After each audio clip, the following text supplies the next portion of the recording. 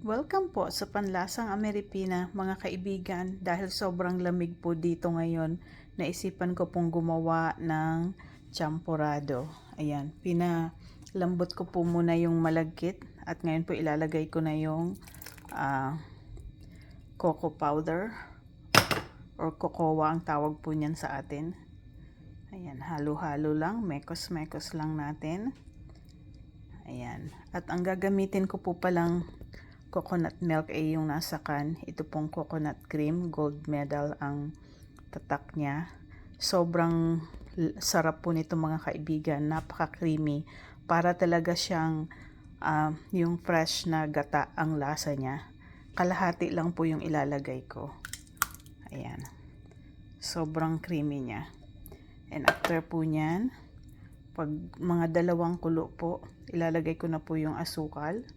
At syempre, gusto po natin medyo healthy na asukal, kaya yung dark muscovado sugar ang ilalagay natin. Ayan. Ito na po mga kaibigan ang ating champurrado para sa malamig na panahon dito sa Amerika.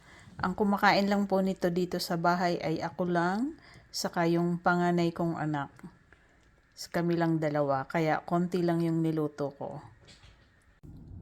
Ito na po ang ating champurrado mga kaibigan at titikman ko na po siya.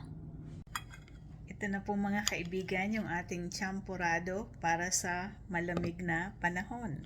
Titikman ko na po siya. Kain po tayo. Wow, ang sarap. Napaka-creamy po niya.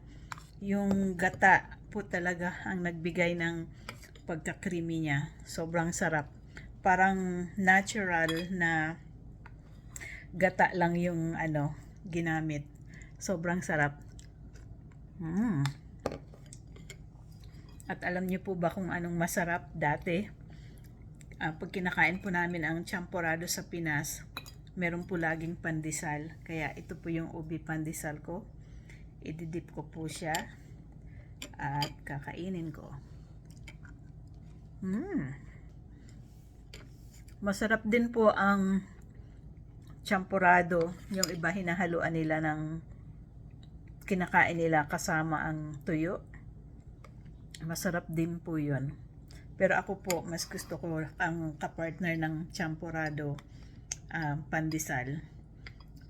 Sana po nagustuhan nyo ang pagluluto ko ngayon. Maraming salamat po sa mga new followers ko at sa mga patuloy po na sumusubaybay sa akin, nanonood, nagla-like at nagko-comment sa mga videos at reels ko. Sobrang na-appreciate ko po kayo mga kaibigan. Suportahan niyo po ako lagi. Ang tagumpay ko po ay tagumpay nating lahat. Hanggang sa muli po, abangan niyo po ang muling paglipad ni Darna. Bye-bye po!